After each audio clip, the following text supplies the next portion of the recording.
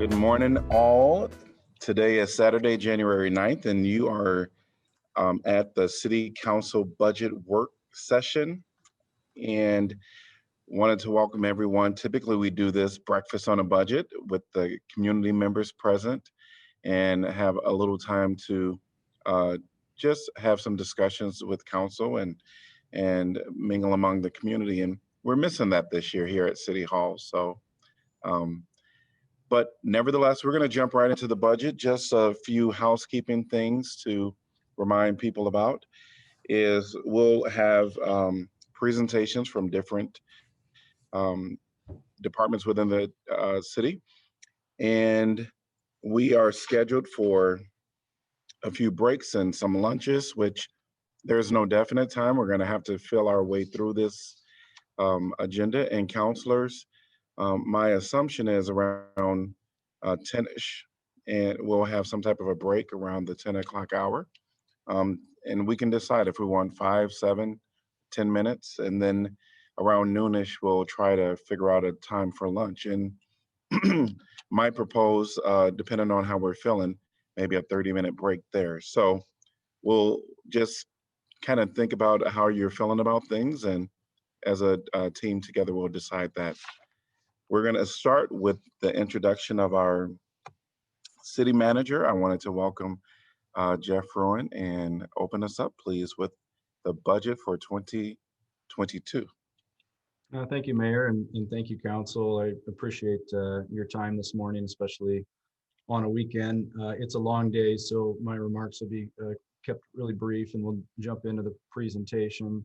But I just want to acknowledge the staff work that went into preparing the budget document and getting ready for the presentations today. Staff's really been working on this budget since August, and it's a good feeling to be here today to be able to present it to you.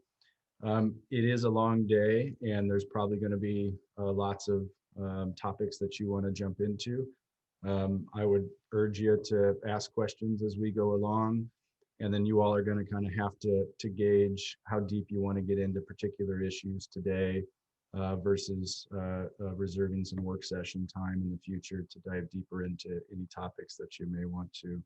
So I'd just keep that in mind, especially early in the morning here.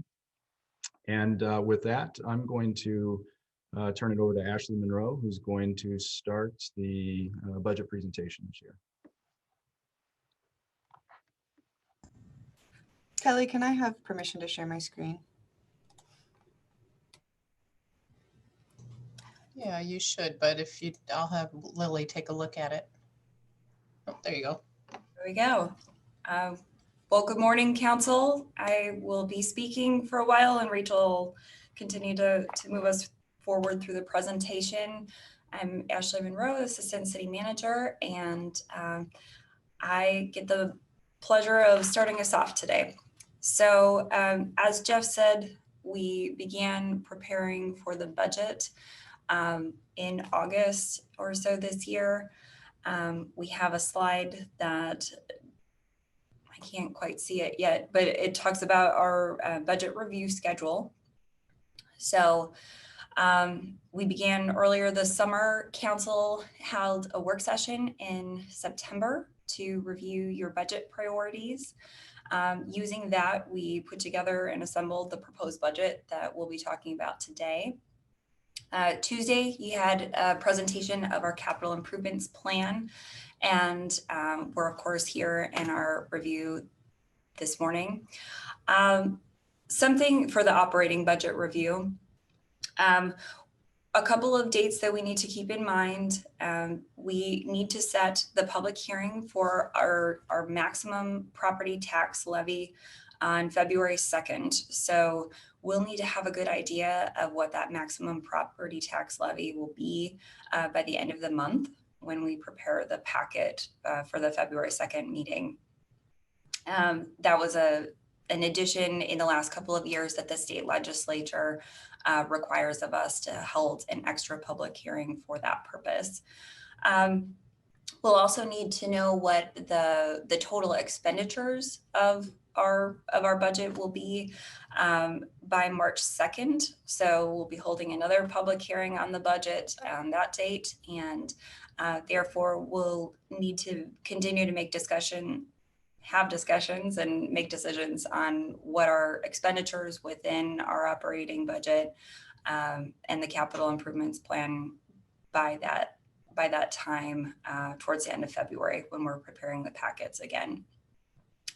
So, and of course, we'll need to certify the budget with the county auditor by the end of March on the 31st. So in your budget document, there's a couple of areas of focus. Predominantly what we'll be talking about today in the presentation is in the transmittal letter. So that executive summary, those are pages 9 to 27. We also, in the budget, a couple of points of interest might be our fund structure. I'll walk through that chart next. We have our financial and fiscal policies, and of course the general fund summary. So you can see all the pertaining page numbers there.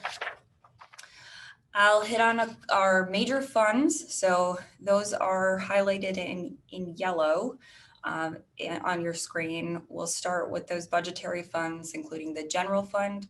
So when you think about our operations that are funded from the general fund, they make up the great majority of the things that we do with the city, but not all.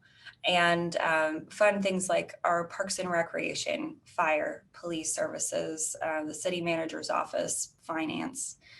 The special revenue funds are project specific. So those are funds that are going to be dedicated specifically to projects. So we'll take in the revenues from, for example, the road use tax, and those funds are applied directly back into road surface improvements. Community development block grant funding, so that's CDBG, the one on top, those funds are directed right back into affordable housing and economic development programs for the federal CDBG program. Our debt service fund is just that. It repays any money that we've borrowed plus interest. So those funds service those debts. The enterprise funds, moving along in the column there, those are more, they operate more like a business than the other funds in the fact that any service charges and fees that we may take in for those services are put right back into the operation of those services. So our parking and transit, you pay a water bill, and our water bills are paid. Those bills directly pay for all of the operations within our water department and water services. Our capital projects fund, of course, I mentioned that we met about that on Tuesday, and that projects fund services those major infrastructure type projects for the city. And then finally, the non-budgetary fund listed is our internal service funds. Those are simply internal operations that service and improve services for the things that we do on an external basis. So we have city vehicles, and so our equipment fund is paid into by our various departments that use those vehicles, and that is, what makes up that fund. Other things include our health insurance fund, dental insurance, information technology services, so things that we need and require internally and pay into to operate those departments or divisions. Okay, we'll move on to the next thing. COVID-19. Clearly this year we experienced kind of unforeseen circumstances, and therefore we've had to make adjustments all throughout the year because we've had lagging revenue levels. You heard several times late last year about the impacts we had to our parking fund specifically. There was a sharp decline in local development, so we'll talk a little bit more about the impacts on that taxable growth later. There's been uncertainty over the pace by which these things can return and recover to normal, normal at this point, or if they're going to stagnate and we're not going to see that pace of recovery that we would hope for over the longer term. And then finally, we recognize that, our households, our businesses, our nonprofits, they're financially strained. And so we've had to make adjustments in this past year, and we would anticipate that we will do so going forward. A couple of the things that we took action on and council took action on this year were to make a couple of different cuts. The pandemic began when we were still in the fiscal year 20 budget. And so we made a $1.5 million spending cut during that time. We made an additional $3.7 million spending cut in this budget year, so our current budget year. We froze the hiring of 6 positions that were approved in that fiscal 21 budget. Those were new staff additions, so we did transition the temporary positions to permanent status, but left some of these brand new positions open and unfilled. Council delayed the water rate increase that was supposed to take place on July 1st. And we also, as part of the support for our residents, was suspending water shutoffs and delinquency fees. We expanded the utility assistance program, and then the mayor just recently delayed that water rate increase further until July 1st of this year now. And finally, there were numerous COVID relief programs in place. So both local and federal funds were provided throughout the community for our households and our businesses and social service agencies. Talking about this year in our fiscal year 22. So how are we planning for this? A big goal of our budget was just simply to get back to where we had approved the budget in fiscal year 21. So when we adopted that last year, that's what we were shooting for here. There's a modest decrease in our city property tax rate. So that's 10 cents from the debt service levy. We're not adding any new fees or rate increases this year. We prioritized the filling of those 6 authorized but unfilled positions, and then are recommending an increase of 3 full-time equivalent positions in this year. We'll talk about that a little bit later. And then we're going to continue to both use the federal, state, local funds to provide additional relief to our households, our businesses, social service agencies, and continue our investments in our strategic and master plans. So I get the privilege of talking us through our strategic plan initiatives and what we've done this year on an organizational wide basis. Many of these things are going to continue to be a focus of the city and of council in the upcoming year. And so we thought it would be good to talk about where we're coming from. So starting with climate action, we've got a 24-cent emergency property tax levy. We did levy this amount, the same amount last year. It garners about $1 million, and those funds directly support the projects, programs, and implementation efforts of our plan. So our climate action and adaptation plan, and then that follow-up report last year, which identifies specific projects. So we still have the same goals to address our carbon emissions reduction, and a couple of ways that we've done that are to add an annual climate fest. It's a good way to get our residents involved and our community involved in this effort. We've got our Root for Trees program that we began this year. That's a rebate program for tree plantings, helping supplement our city's tree planting efforts, and we continue to want to ramp up those efforts. We completed our methane study. That was a major task looking forward, and you'll see more about that in the coming year. And of course, continuing our new energy efficiency grant programs. We've done a lot with a very small staff. it has remained largely unfilled or not quite fully staffed for this part of the year. We're hoping to change that soon, and just want to recognize the amount of things that have been accomplished, but not alone. Many of our departments are contributing to the climate action initiatives and efforts. For example, our Parks and Recreation Division, our department planted approximately 60 acres of new prairie thanks to council's approval this year. And so we're going to do that and work collaboratively throughout the organization for further improvements. So in this year, we're working on that momentum. We're continuing those projects that we began this year. We're looking at additional new ways to expand into the community for partnerships on energy efficiency, reducing emissions and other, things that we can do to reach our goals. We're doing some city projects, so LED replacements or HVAC type facility initiatives, solar applications, and then continuing some of these ongoing community efforts. We'll talk about social justice and racial equity. This addresses your strategic plan item to enable social justice and empower human rights. In fiscal year 2021, Council applied a $1 million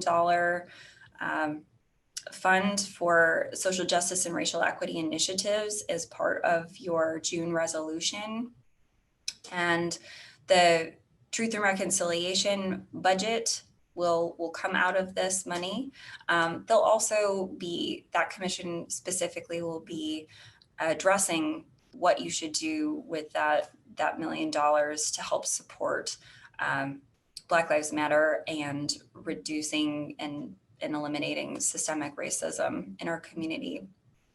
We'll also be expanding community partnerships and trainings. We've done some of that already this year and look to expand on those opportunities. The Social Justice and Racial Equity Grant Program, Council's approved $75,000 for the last couple of years, and we're continuing that in this budget. We're also expanding, of course, our translated city materials. Council keyed in on that in our last in your last meeting on the policing plan, and we anticipate doing more of that. The Office of Equity and Human Rights has asked for a year-round intern position. That specifically will supplement more opportunities for us to put on events and trainings in the community and help with awareness efforts. And then we have a couple of new opportunities, and we've reallocated funds to accelerate community policing.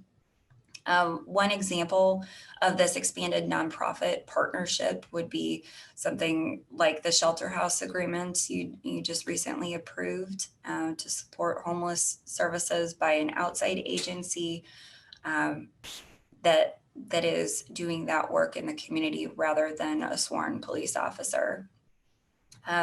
We also, I'll note, are two or a couple of positions that we'll be talking more about, those being a new half-time civilian immigrant and refugee outreach position. So we have one full-time community outreach assistant position in the police department. This position will be half-time and specifically dedicated towards the immigrant and refugee populations. The civilian supervisor will assist with kind of that continuum of response as was proposed in the policing plan, and we'll talk a little bit more about that later, as well as a civilian public safety communications position that would be housed in the communications office, supplementing the work for citywide, but trained specifically in police and fire, public information and communications. So we'll have another slide here. Council's really been dedicated to, in the last couple of years, in getting our minimum wage up to $15 per hour. So the cost for that, to do that this year, is $416,000 in fiscal year 22. This is the year that happens. So I want to thank council for just having the forethought and in setting this goal years ago. It took us steps throughout the last couple of budgets to get to this amount. And although the numbers speak for themselves, it's a high dollar investment. It's long term. You know, you've made that happen, and that's exciting. And let's see. I think that's it for this one. Okay, we've experienced a lot of discussion in the last year about our social service agencies. We have an Aid to Agencies grant program to support those things. After several years of sort of flat increases, council recently made a one-time infusion of funding to support the Aid to Agencies program. And now we've set a new baseline moving forward for additional allocations in the upcoming years. So you see here, we're recommending an increase from fiscal year 2021 into 2022 of $595,000. So that would be allocated this year. And I'll also note that in addition to these funds, and the experience of the pandemic, we've had COVID relief support direct to social service agencies and nonprofits in our community. This particular year, we've already provided over $400,000 in relief to these nonprofit agencies that are providing support to our community, you know, food assistance and homelessness prevention, utility support, those types of operations, childcare, all of those types of things are supported with these funds here. I'll just check my notes. Okay, and the details are here on the slide. Okay, talking about investments in affordable housing. So since fiscal year 2016, the city's invested approximately $9.2 million in affordable housing initiatives. So this budget contains $1 million in general fund support for affordable housing for the third straight year. So over the last several years or so, council had increasingly made additional contributions to the Affordable Housing Fund, and for the last 3, we've contributed $1 million. The breakdown there is identified. And I'll also just note that staff is preparing for your 2021 Affordable Housing Action Plan update. So that's going to kick off this month. And I'll just note that if you break down that $9.2 million, it says in here that we've assisted 507 households or affordable units over that period of time. The breakdown, just so you know, is $18,000 a unit. So that's what our actual costs are for each of those activities. We'll move on to still discussing affordable housing. We're trying not to rely solely upon general fund and federal dollars when it comes to affordable housing. So we're looking at other options for our revenue streams. So here they're listed, you know, we have several different fee in lieu options, that being specific to the Riverfront Crossings District. We have our TIF increment, or, you know, our tax increment financing, TIF fee in lieu negotiations, and our annexation policy fee in lieu negotiations. We haven't collected on that annexation policy, but just noting that it's a possibility. And then our recent examples include $750,000 from riverfront crossings. We've got our Foster Road TIF. That, as a reminder, is not the fee in lieu, but is 45% of the tax revenues collected there are dedicated to affordable housing, and the remainder of that, those collections go towards payment of the road infrastructure. And then finally, in the Tailwinds development, it's upcoming. We're not quite there yet, but there's an anticipated fee in lieu of $1.8 million. Okay. Investments in roads. Everybody likes to talk about these things, especially in the spring. This here is a demonstration of our overlays and our patching. So I'll talk about the bigger projects next. We have equipment replacement funds to help the streets division improve our efficiency, effectiveness. And we have been, just based on need, a greater portion of our general obligation bonds that we take out are going towards our capital needs on our roads and resurfacing. Couple of items of concern are just that, the increased fuel efficiency and low fuel prices lead to at least a stagnation of funds collected in our road use tax. And then the tax is allocated by population. And so an uncertainty with the census count may further impact any large increases that we could potentially see from this revenue source. Okay, we'll talk about the major road improvements. So we've got 2021 upcoming. I'll highlight our Melrose Avenue improvements, Benton Street rehabilitation project, and Orchard Street reconstruction. We're continuing to plan for 2022, Rochester Avenue, the Gilbert Street Bridge replacement, and Fairchild Street reconstruction. And some of our, very large roads to the residents' relief and our community's relief include plans to redo Dubuque Street, Court, Dodge, North Gilbert Park, and Taft. So some of these big collector areas, those are the roads that are largely reliant on general obligation bonds and federal funding.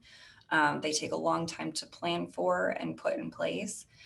And I'll also note that our pavement plan, so the things that we're doing both for the overlays and patching as well as reconstruction, that plan is largely complete, and staff is going to set a schedule time to review with council in a work session. Jeff will talk about that a little bit later. Okay. So along with the outside, we're looking at our internal operations. We need structures and facilities to operate in. I'll thank council especially for the recent investment in our public works facility. So our streets building, our staff and operations have greatly benefited from a facility replacement.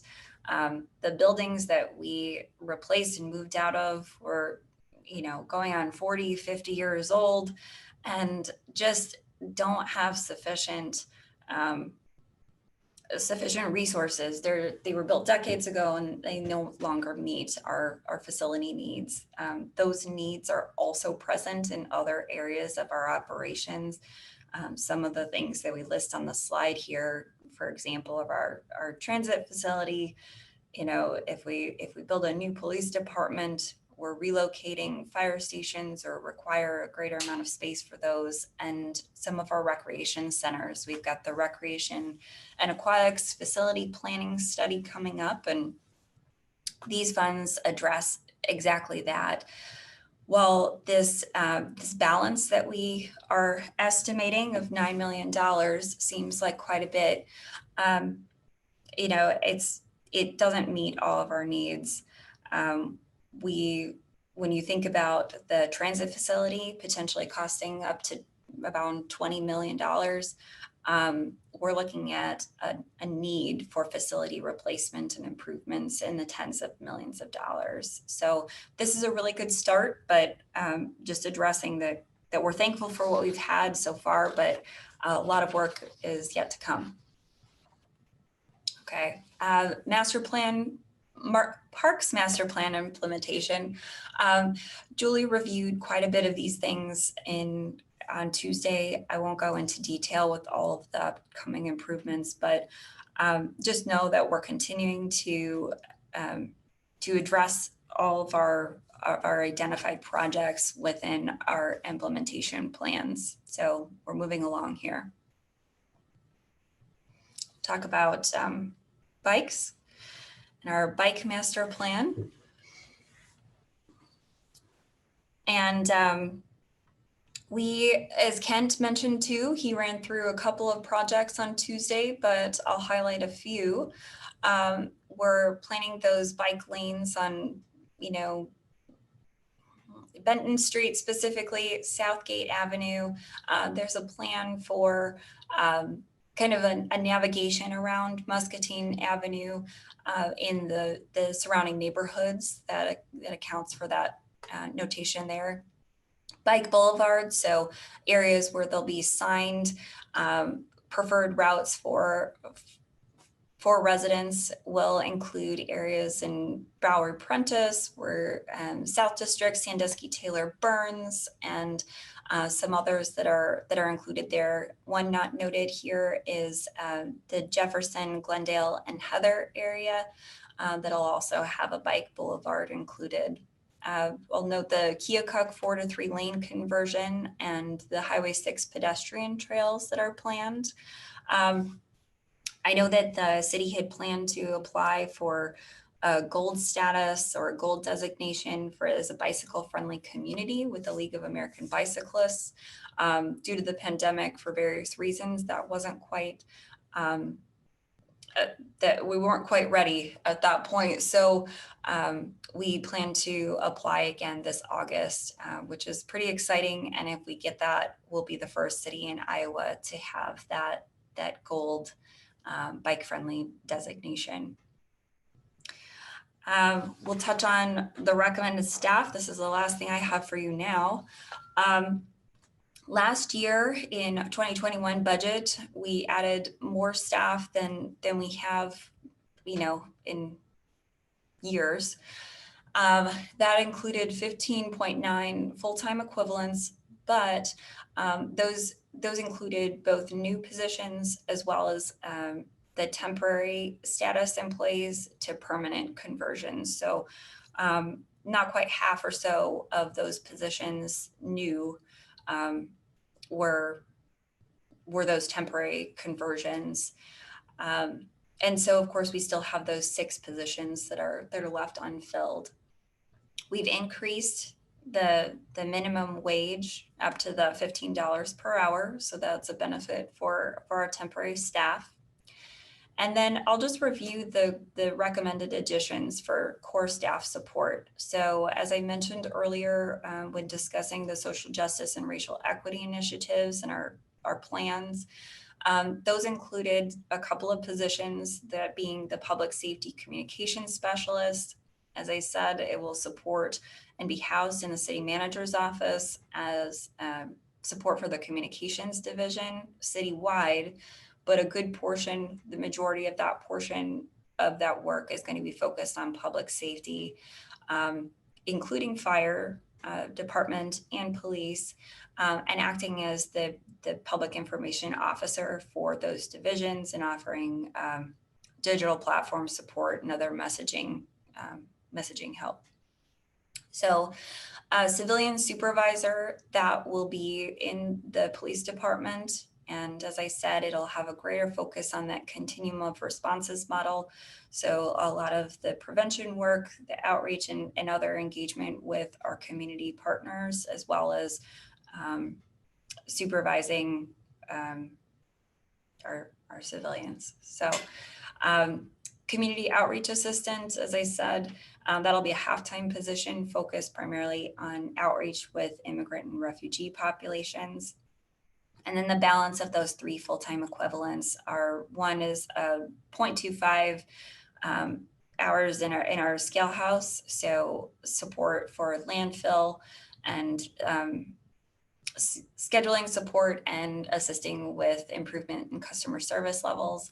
And the other is buyer 1, just making that into a full-time position in our equipment division. So as we expand our fleet and procurement, the complexity inventory, they need those hours to help support those efforts. So with that, I will turn it over to Rachel.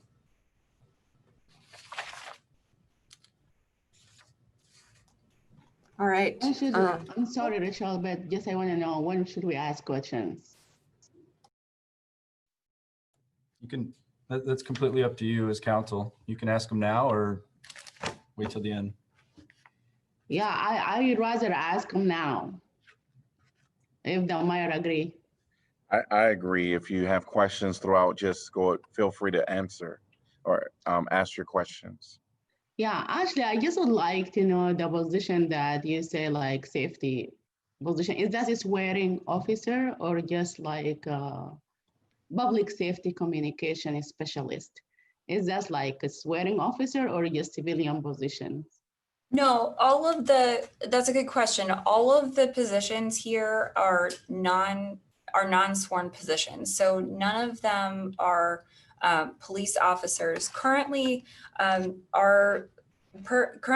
specifically the police department and fire actually as well, the broad amount of communications put out from both police and fire departments are performed by those sworn personnel. So our firefighters or an uniformed officer or sergeant, something of that nature, a supervisor in those departments. This position would be removed from, although they would have daily interactions likely with those departments, they'd be removed from any interpretation as a professional within those fields of police or fire, and providing communication support from the perspective of a professional communicator with a knowledge of what police and fire do. How can we communicate about, they can help provide support for press releases about fires. Rather than waiting for the fire department to provide that information, they can also help provide support for public events and other notices. Any information that the police department may request be put out would be doing so without the sworn personnel being the ones to compile that information and put it out to the public. We'd have a civilian person doing that. Thank you. Yeah, you're welcome. Okay, if we don't have any other questions, thank you, Ashley. My name is Rachel Kilberg. I am the assistant to the city manager. I am just going to take the next few slides to talk through just some factors that we have to be aware of as we're going forward. So I'll talk a little bit about the 2013 property tax reform. Of course, COVID uncertainties, especially when it comes to our development and taxable growth, and then just a couple of other expense items that fluctuate and are largely outside our control. So first, next few slides are going to relate to that 2013 property tax reform that continues to be phased in through 2024. And it's important to remember that there are several components to this tax reform. So one piece of it is that commercial property used to be taxed at 100% of its value, and that was rolled back to 90%. And a portion of that is backfilled by the state. Well, in addition to that, multifamily units and apartments were previously taxed as commercial property at 100% of their value.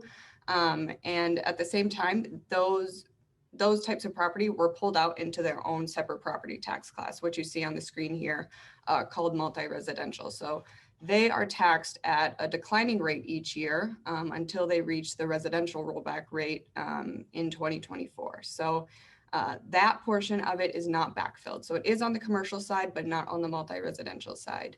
And in fiscal year 22, that taxable percentage for multi-residential property will be 67.5%.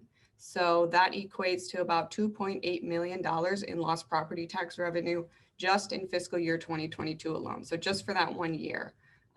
If you want to think about it cumulatively, since it was implemented in 2015 through the end of fiscal year 22, we expect that loss to be over $11 million. And again, we're not receiving any sort of backfill payment for that on the multi-residential side. So then looking at our residential rollback trend, and when I'm saying rollback, that just means the taxable percentage of the property. So residential properties aren't taxed at 100% of their assessed value. The state rolls that back.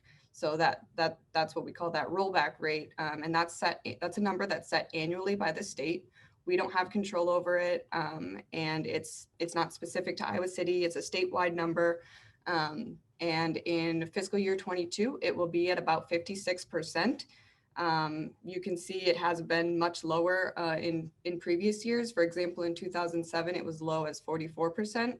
And the difference between a rollback rate of 44% and 56% is pretty significant. That actually equates to about $9.5 million.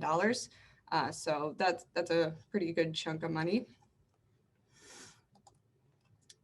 So moving on, just kind of pulling those last two slides together, you can start to see that relationship here between the residential rollback rate and the multi-residential rollback rate. So if you're looking at the top of the chart in fiscal year 2014, you see before the property tax reform was implemented, multi-residential was taxed as commercial property at 100% of its value.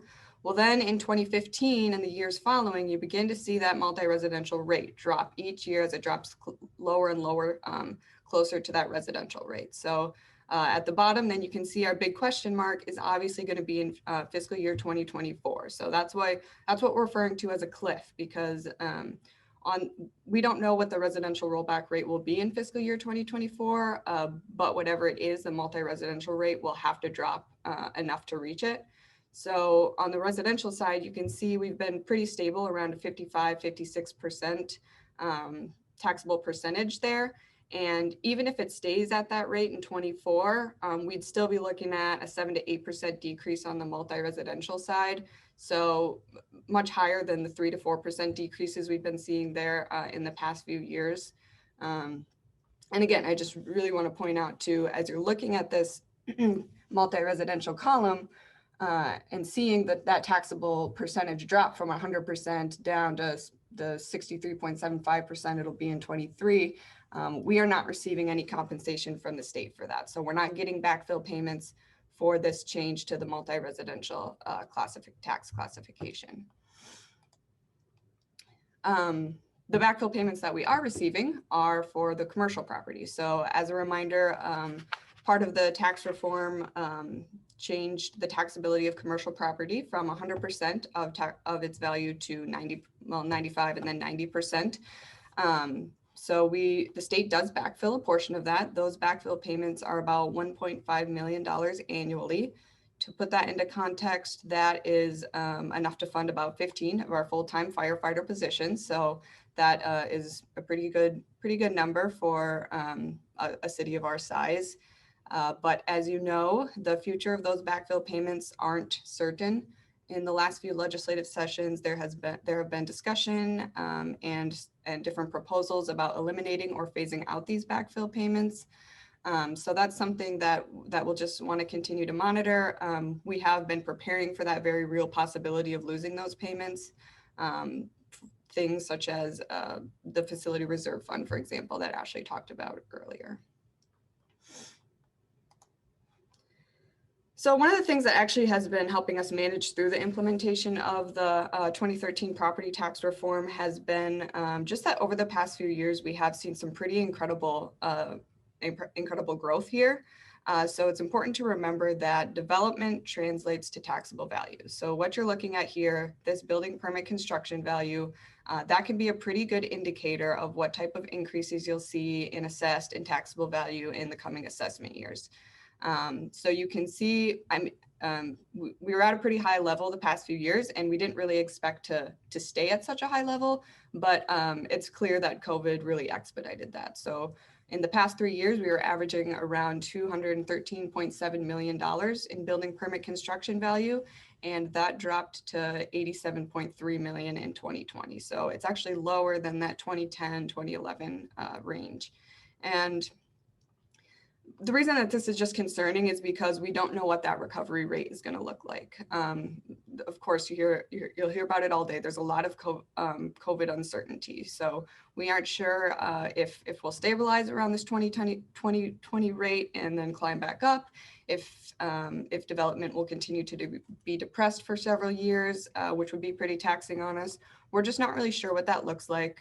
So we'll be keeping our eye on this. One of the indicators that we'll be watching especially is commercial properties. They make up a big chunk of this construction value. For example, in 2019, the value of commercial building permit construction value was about 85 million, and it was only 26 million in 2020. So that's a big chunk there. The student housing market is another thing to watch. We've had some big recent additions there recently, and that coupled with the fact that there will be continued COVID uncertainty about operations and remote learning for the university, that just kind of brings on an additional concern about maybe a softened market there. So just a couple of different trends that we'll continue to watch.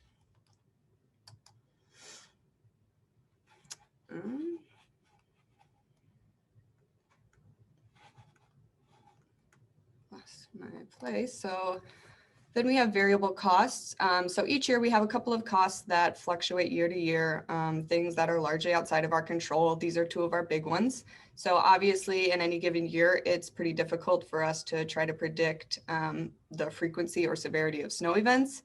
But that being said, when it snows, we have to plow the streets no matter what those costs are. So you can see that our costs for snow and ice management have been higher in recent years than they have been previously.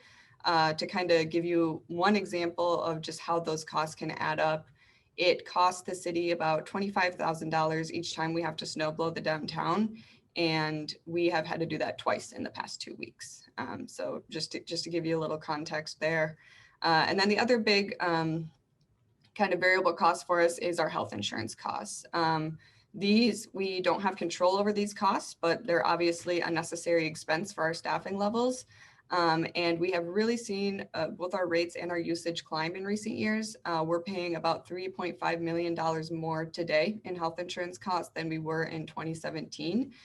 And one other thing I want to note here is that when we were preparing this budget, we had projected a 5% increase to our health insurance contribution rate for fiscal year 2022. Since we've released this budget, we've actually learned that that increase is going to be much higher, actually closer to 15%. So we'll just continue to see these costs go up. And this is really important to consider when you think about years like fiscal year 22, where we are trying to really build a status quo budget.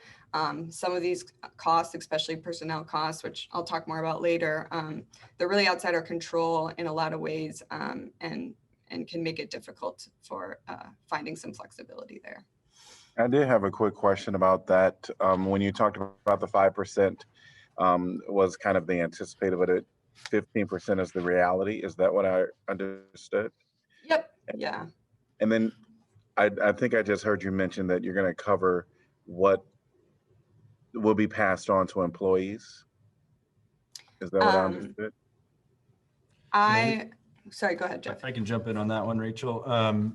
The split between employees and employer is all governed by our bargaining agreements. And then our management staff or our confidential staff, non-bargaining unit staff, generally have mirrored what the AFSCME contract is. So all that's governed by bargaining agreements. Thank you. Rachel, I'm sorry to take you back, but if you can, Maya, are you done? I'm done. Go right ahead. Yeah, if you go back just to the commercials tax cut, yes. And you said that this has been cut from 100% to 90%, and we get some feel like feel bad from them. But I just want to ask you, the amount that we get from the state, is this like equal to the cut, less than the cut, more? I don't have the exact number of what that difference is, but it's not equivalent to what that rollback rate is. It's just kind of a portion of it. So Portion of it. yep. Okay. So in 2015, in 2015, when it was starting to get rolled in, we were actually receiving backfill payments at a much higher rate, I think over $2 million. So now we're at about 1.5 million. Okay.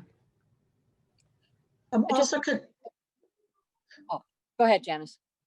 I just wondered if someone with more history could help me understand the rationale for the 2013 multi-residential tax cuts that are now the gift that's continuing to give. Was the theory behind it that landlords would pass along the property tax savings to their tenants? And has any of that, if so, has any of that transpired? Well, that may have been the theory. That was the multi-residential piece was something that didn't get a lot of focus during that legislative session. It kind of snuck in there at the end and was a bit of a surprise at the end and clearly hits the college towns more than your average community. I think the rationale was, I think, alluded to what you said. It's ultimately it's residential property. It should be the same as residential.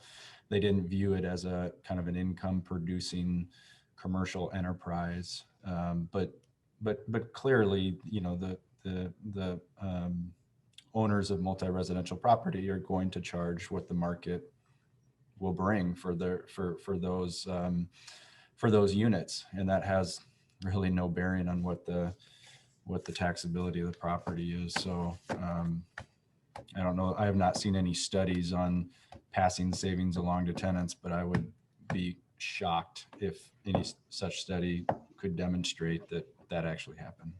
Right. So all I wanted to do, I mean, it's not going to change anything, is sort of make the point that this type of trickle down was aimed at the college towns. It almost never produces anything in terms of affordability, and we're stuck with that, and tenants are stuck with that, and it's a cost that we are fully having to bear. I had a quick question about the healthcare data, Rachel, and you'd said that it's been increasing. Now, is that the employer contribution has had to go up, or is that the use of healthcare benefits has been increasing? Actually, both. Yeah, we've seen our usage climbing, especially some higher dollar claims, more expensive specialty drugs, and then in addition, we're seeing annual increases in our contribution rate. Thank you. Okay, if we don't have any other questions, I believe Ashley will walk us through some more detail on the revenue side then. Okay. I'm ready. All right.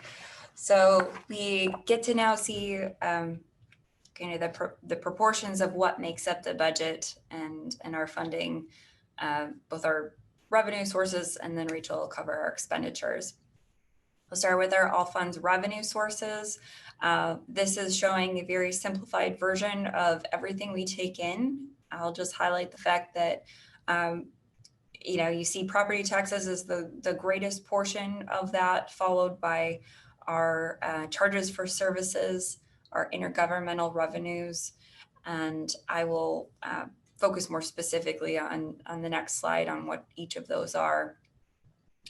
We're heavily reliant on property taxes.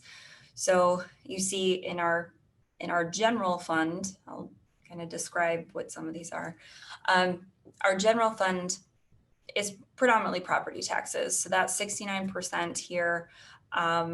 We've got our charges for services. As you saw in the all funds, it makes up the second biggest part of that pie.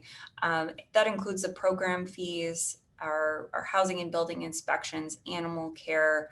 That's also our water, our refuse and recycling charges. Those things make up those charges for services.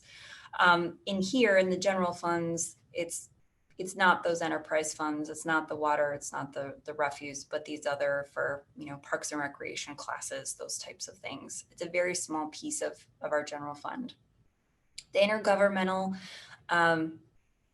revenues overall describes those state and federal grants that we receive. But in our general fund, that 7% in intergovernmental includes those state and federal grants. Our 28E agreements, so fire protection services, agreements with the school district and other local governments are in that piece there, 7% there. And then I'll just note that, when we think about these supplementary taxes collected, the hotel motel, for example, that's just a very, very tiny piece of our overall budget. So you see here, that 4% is kind of on the left lower corner, includes the hotel motel and our utility franchise taxes. And that's just 4% of our general fund. So in the overall big picture of our community, it's a pretty small amount of our total budget. I'll talk about the property tax rate trends. As I mentioned earlier, we're proposing a 10-cent decrease in the debt service levy to account for a drop in the total levied tax rate from the city. You see that the property tax rate we're anticipating will be fairly flat from here. We're not anticipating additional large declines in our rate as we had been able to do in the past several years. You see the progression of history. I'll describe the red line, kind of going from your left-hand screen to the right, is our property tax rate. So we went from this chart in particular shows a rate of $17.26, almost 27 cents, to our current and proposed rate of $15.67. So over this last almost 10 years, City Council has progressively and rather aggressively reduced that property tax rate over time. And then the blue bars here are also demonstrating the taxable value. So even though we have had a declining property tax rate, the taxable valuation of properties are continuing to increase. We're not 100% that based on current economic conditions that will continue to elevate it at the rate that it has over this period of time, but we're pretty proud of the fact that we've been able to decrease the tax rate over the last decade, and of course has council to thank for that. I'll just note also that in odd years, those are our the reassessment years. So as we're approaching this even year, the growth in that assessed property tax value is going to stay pretty even. And as Rachel noted earlier, when we're talking about the development, if the city is not growing in that property, the taxable value, we might even see that valuation decline over time. Okay. Can I ask a question here? Like really, when you say 10-cent decrease of the tax levy, Mm-hmm. what that mean to the residents? Like somebody like me, a homeowner, what that means to me? How much Sure. is it if my home value is $300,000? That's a really good question, Mayor Pro Tem. I know we're going to cover that. I believe we're going to cover that right towards the end of the presentation. So we will definitely get to the individual property owner impacts. If you can wait for that, great. Okay. We'll talk about the overlapping tax rate.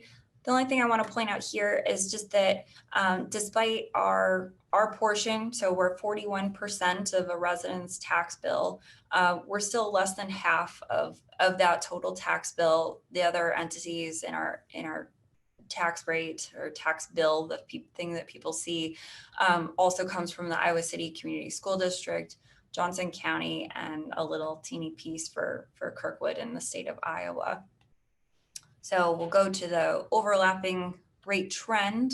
I'll just highlight the city of Iowa City is the yellow in the top portion of these bars you see across the screen.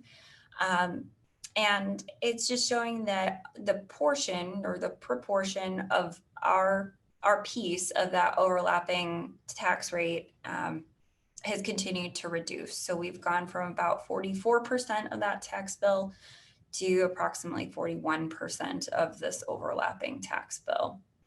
And then that blue line kind of shows our percent of that total of taxes collected. Okay, how do we compare throughout the state?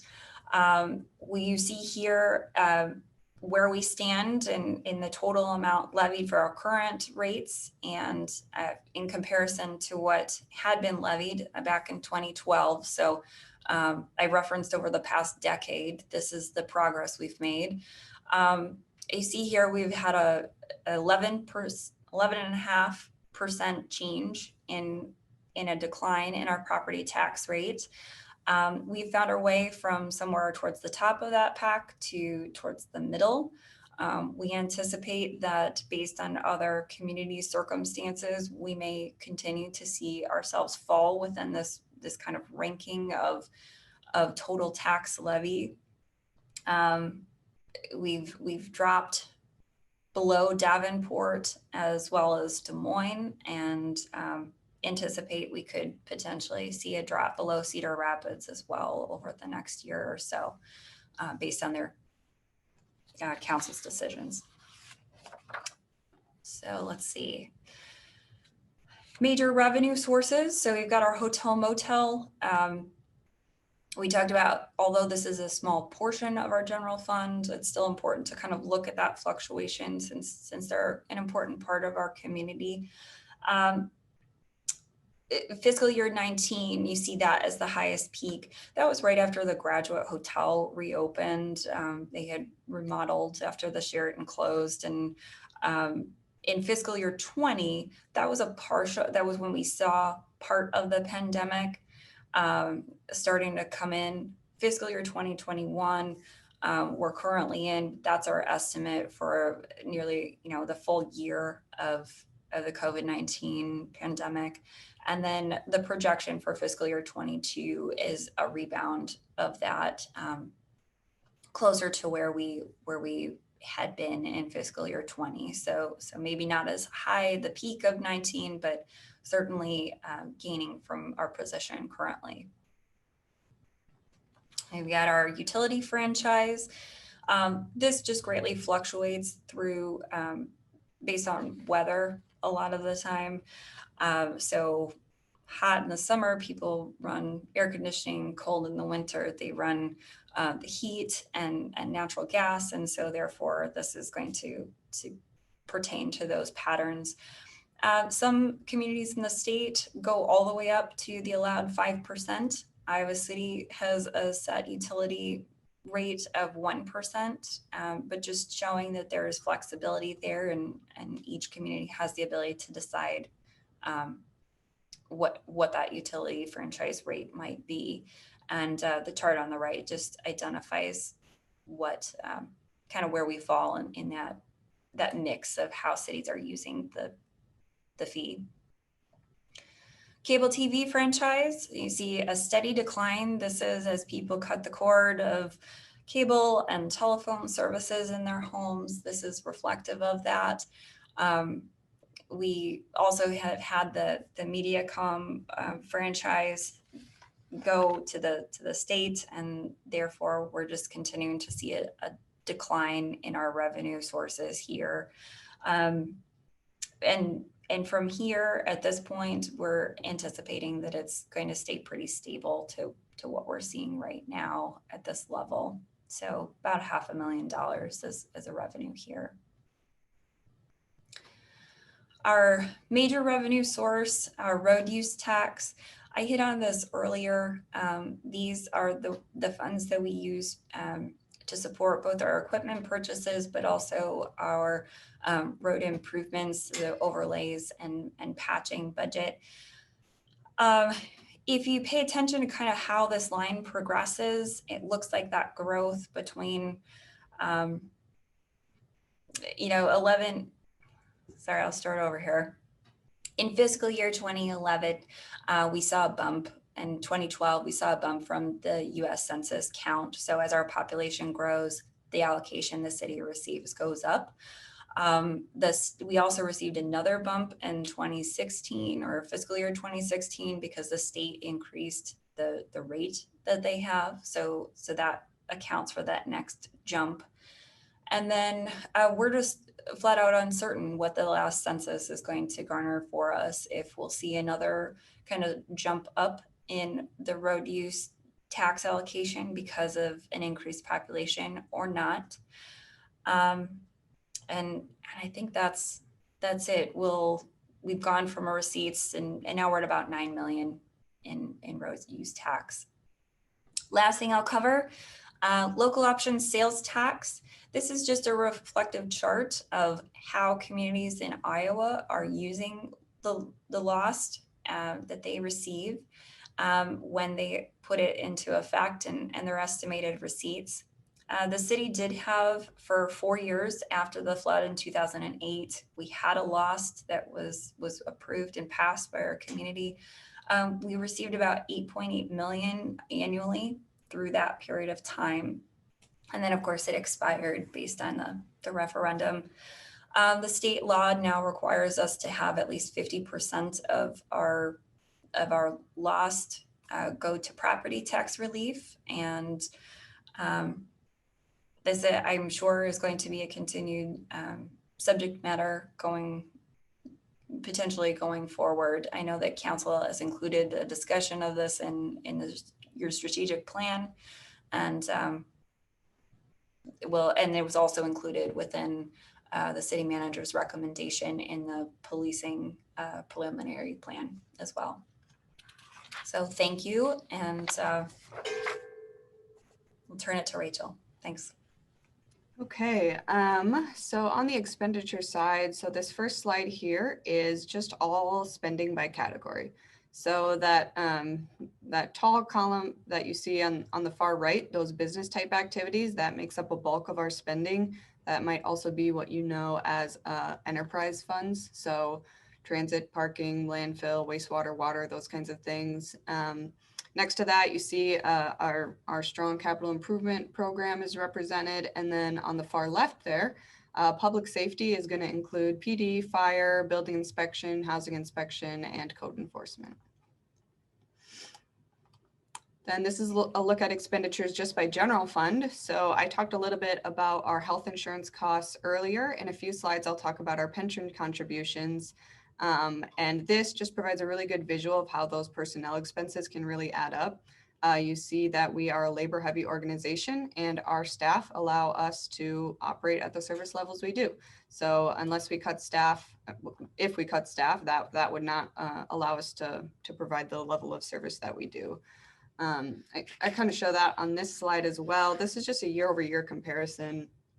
And looking at it like this does a pretty good job of illustrating that kind of cautious budgeting approach we took towards fiscal year 22, just based on COVID uncertainty. So you can see our personnel costs, they really drive a lot of our expenditures, including those things I've talked about that are largely outside of our control. So when we don't have a lot of flexibility there and we're trying to remain status quo, you'll see, you begin to see cuts in other areas like our services and a bit in our capital spending as well. So as I promised, this is a look at our public safety pension contributions. So these costs have been increasing over the past 10 years. In 22, we will be paying about $1 million more than we were in fiscal year 2012. As a reminder, we don't set these rates, we don't set these benefits. So again, this is one of those personnel costs that we don't have control over. And then looking on the IPERS side of things, we're seeing a little bit of growth here as well. Again, just about $1 million difference between fiscal year 15 and fiscal year 22. You see that little jump in FY21. Last year's adopted budget included some new positions, some temporary to permanent conversions. So that's part of the reason for that jump there. Going forward, we expect to stabilize around a 3 to 4% annual increase. As you can see, we project a 3.24% increase for fiscal year 22. Okay, and then I just have 3 quick slides on our debt service strategy. So the big thing I just want to point out here is that a lot of what council has been, a lot of council actions, especially some of these one-time significant investments in spending, have really been possible through a reduction in our debt service. It's safe to say that our debt strategy has really enabled us to improve our service levels. And these are kind of three benchmarks that go into that. So the first here is that under state law, we are not allowed to borrow more than 5%, more than the amount equal to 5% of our total assessed property value. So that's what we call the statutory debt limit, is what you might hear of it as. And we are currently using about 19.3% of that debt limit. So we still have plenty of bonding capacity.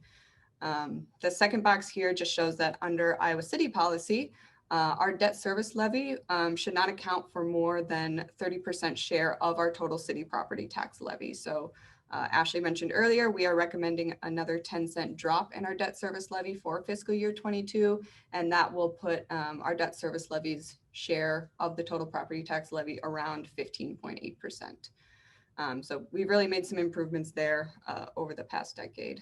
And then this last one here is actually a benchmark set by Moody's for AAA rated cities. So you can see that their benchmark of net direct debt outstanding is at 0.75%.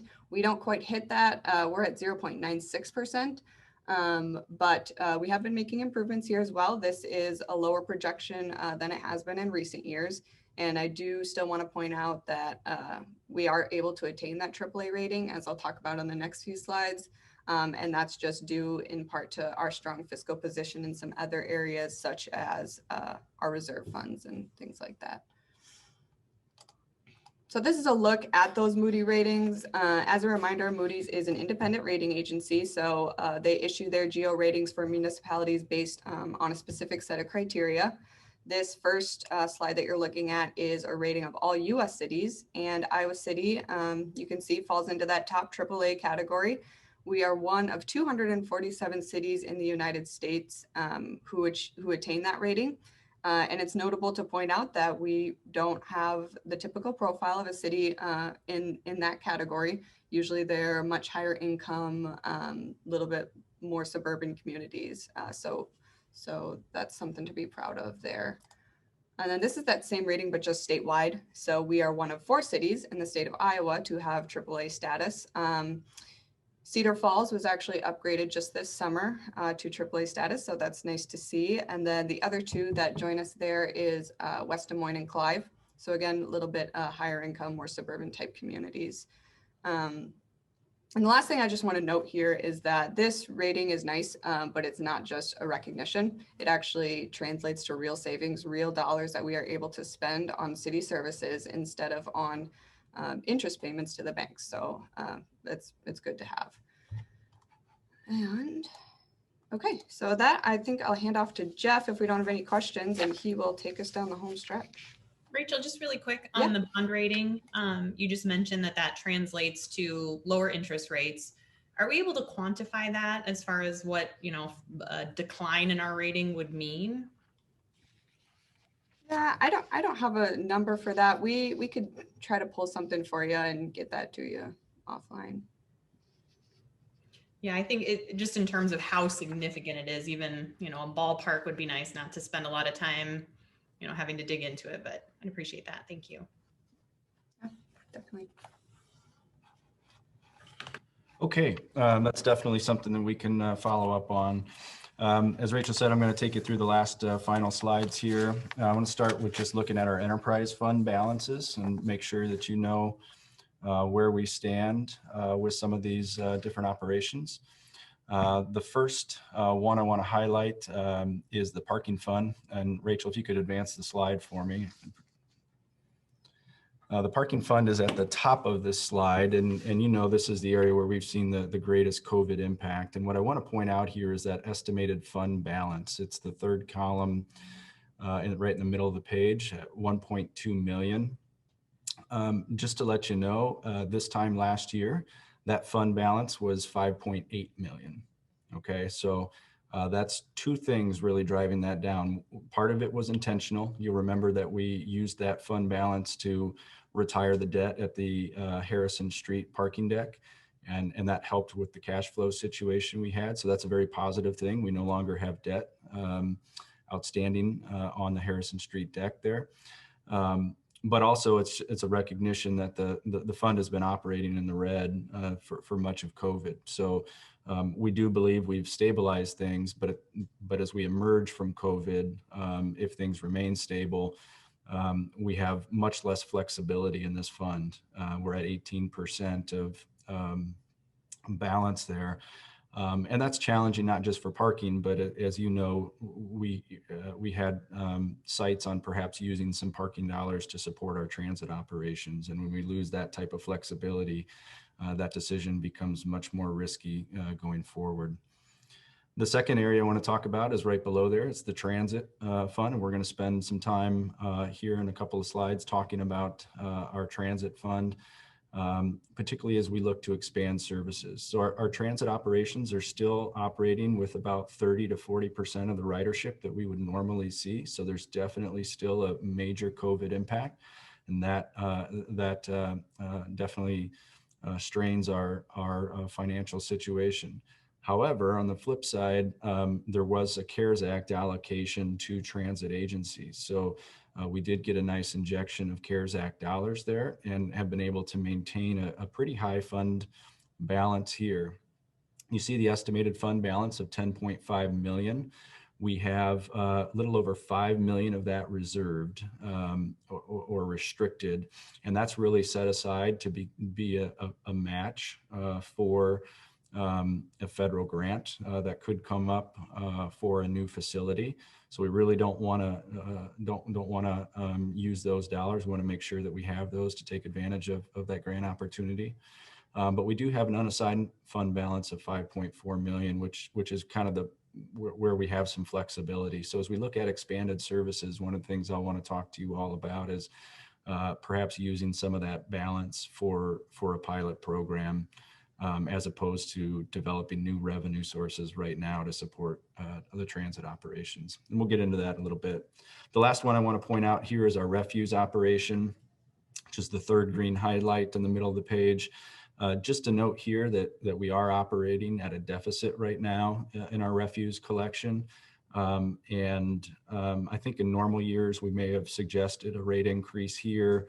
As Ashley mentioned early on, we really tried to hold off on rate increases given the stress for households right now. So this is one that we'll probably look at a rate increase next year on our either refuse, recycling, or yard waste funds, just to try to stabilize that a little bit. We're okay. It's a small deficit, and we have some fund balance where we don't need to do it this year, but council should expect that that'll come back next year. Moving forward, we have the property tax input, and Mayor Pro Tem, this is the slide that will address the question that you have. We use a $100,000 valuation just because it's easy to multiply that impact. So if you had your home is assessed at $100,000, that's the value that's been assigned to it. The next one will show you what the taxable change is. And if you remember back, Rachel talking about that rollback figure and had that chart where the number kind of fluctuated up and down. Last year, that number was about 55%. So you see the taxable valuation of 55,000. This year, that went up a little bit. So even though your home value hasn't changed, you're going to pay a little bit more taxes on that home. And that's the 56,409. From there, you take the city tax levy to determine the actual property taxes that you will pay. And you can see that we'll have a rate decrease as we've proposed. And so if you had that $100,000 home, the difference is $15 in more taxes you will pay. So even though our rate's going down, you'll still pay more taxes. So that $300,000 home that you asked about before would be a $45 increase in property taxes. My question will be, if we decrease it, it will be like that. And if we leave it alone, what's going to happen? More also?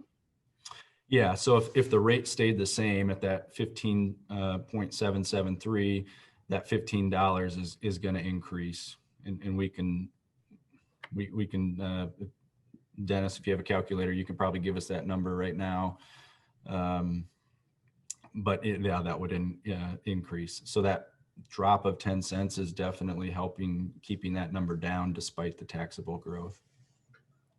Yes, I would have the same question as Mayor Pro Tem as to what would the rate be if we don't decrease the rate, or what would the amount be if we don't decrease the rate? You use the same example for like symbols, like 100, same example. Yeah. What I'll do is I'll run a quick calculation for you, and then I'll jump back in and let you know what that is. Okay. Thanks, Dennis. Yeah. So we'll revisit that. You can move to the next slide. And then this one takes not just property taxes, but all those utilities into account too. So if you look at that far slide, you can see that we're estimating a 1.8% increase in kind of the cost of your government, so to speak. And you see that top line is the red is the property taxes. And so that's where you see the $15. Okay, so you'd have to multiply that for every $100,000 of assessed value you have. And then we are factoring in the water rate increase. So even though we're not, this is just the delayed water rate increase that we expected to have happened last year, that's about a $20 increase. So overall, it's $35 to your household. Again, with that $100,000 property valuation, that breaks down to, just about $3 per month cost increase there. And then we'll keep moving forward, and Dennis will jump back in when he's ready. I want to talk about reserves. One of the big focuses we had after the flood recovery period, and then heading into property tax reform was building an emergency reserve fund. And we're really happy to see that fund balance at $5.2 million. We've used it a few times here and there for property acquisition so far, buying properties out of the floodplain. But largely this has been unused, and you can see the bullet points there that give council some flexibility in how you use this emergency reserve. You really have the ability to tap into that for any emergency that you see fit. And then Ashley touched on the $9 million fund balance for our facility reserve, and we're really proud of that. But as she mentioned, $9 million doesn't cover very much when you're talking about the level of facility improvements that we need. She mentioned the new transit facility at $9 million. Your new fire station is going to be probably $4 to $5 million, in that range by the time we get in a position to build those. So this is a great balance to have, but we'll need to continue to be focused to build that if we want to invest in this kind of next generation of facilities for the government. And again, a lot of the reason we do this is because there's limitations on bonding. We cannot go out and just borrow $20 million for a new equipment building. We'd have to go to referendum and ask for voter support. And as you know, that would be very difficult for the types of facilities that we need to see improved here at the city. See Dennis ready to go? Yeah, so just running a quick calc on that. So it would add about another $5.50 to a $100,000 home. Okay, so that 15 goes to about $20.50. Yeah, about, yes. Okay. You mean by reducing the tax levy by 10 cents, a homeowner who have a house that value $100, he will see deductions in his bill of $5. Correct. Is this $5 per year or per month? It would be over a year.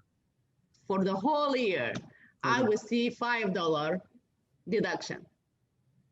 And in the same time, if we don't do it, the city will receive 500,000, if I'm calculating that right. Correct. Okay. Resident, just, I want the council to know that. The residents and also the public, if we reduce the tax for a person whose house is value 100,000, he will see $5 a year reduction. And if we don't do anything, the city will receive $500,000 in revenue.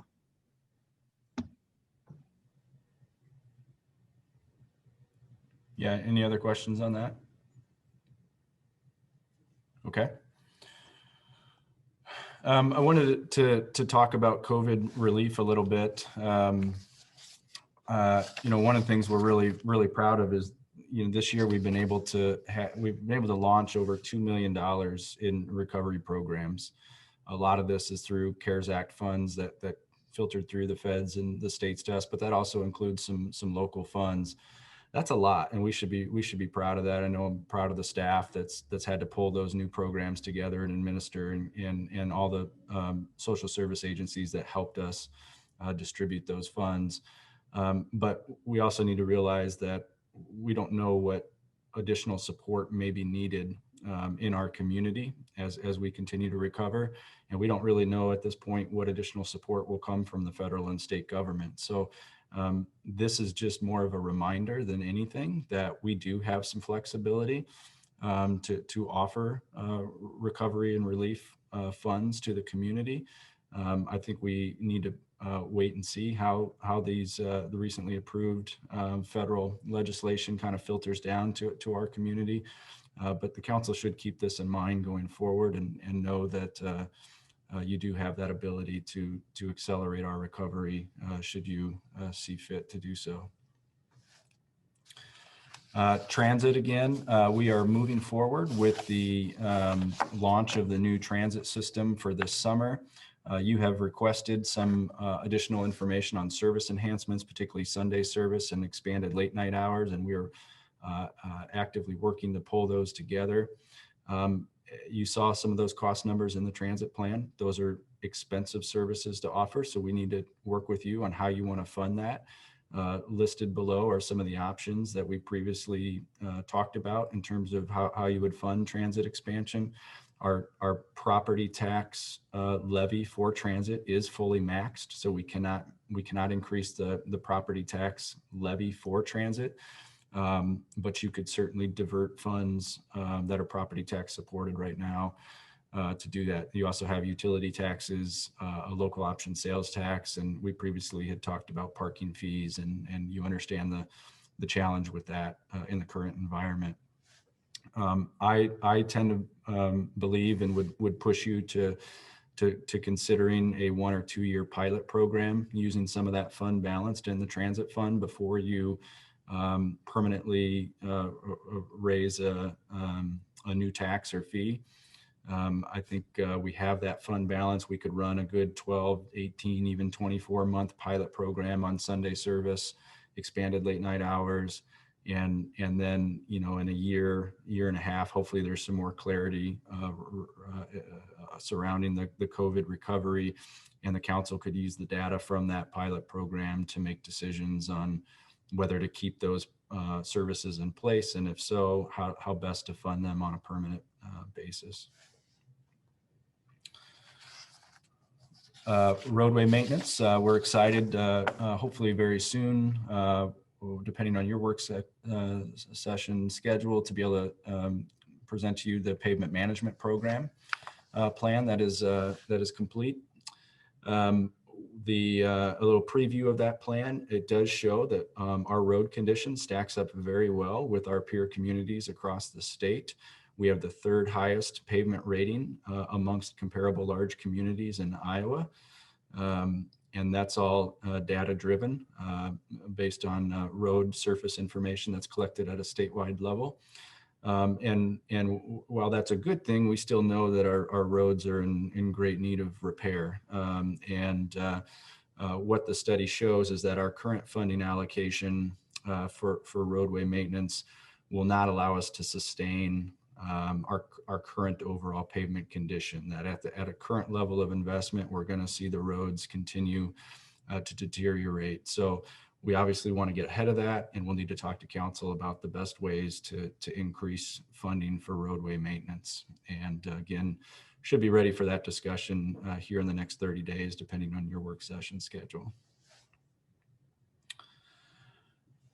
The local option sales tax, I don't think I need to spend any more time on this. It is identified in your strategic plan. I do suggest that you give this strong consideration. Clearly, a very important aspect of this is how you spend those dollars. And there's been conversations from nonprofit support to public infrastructure, transit, and as Ashley mentioned, the state law now requires 50% of those funds to go to property tax relief. But clearly these funds can have a significant impact on the community. We saw that with just the 4 year loss that we had. Would encourage the council to reserve some time in the upcoming months to have a discussion and make a go or no go decision on whether to present this to the voters or not. Last slide is just a kind of a preview of what we see next year. Again, this was a very much status quo budget, really trying to get back to just where we were a year ago. I'm very concerned about the taxable value growth, and you saw that $80 million in development this year. I hope that's a one-time blip and we can recover. But if we have a couple of years at that level, we're not going to see that taxable value growth, and the council is going to lose a lot of flexibility in supporting some of the things that you've done. You know, without the taxable value growth we had over the last 10 years, it would have been extremely difficult to do the affordable housing investment that we've done, to increase aid to agencies, to invest in the GuideLink Center at the level that we did. All that flexibility is because our taxable value was growing and our operations were staying status quo, right? We didn't invest heavily in staff in the last 10 years, but we invested heavily in these other programs. And as soon as that rate starts to drop, as Rachel was pointing out, those personnel expenses are there. You know, we're going to eat up 2 to 3, 4% per year just on personnel expenses. So if we're not growing more than that, you're going to lose a little bit of your flexibility that we've enjoyed the last few years. We do expect stable tax rates. We expect stable utility rates. There'll be a minor increase here and there, but our enterprise funds are pretty good right now. They're pretty strong. So you don't have to worry about major water rate increases or major sewer rate increases at this time. And then, you know, we're going to continue to invest in the things that the council holds the highest in your strategic plan, which is affordable housing, social justice, and racial equity. We're going to invest in those master plans that you've adopted and endorsed, just as we have these past few years. So with that, we'll end our presentation and field any questions before getting into department budgets.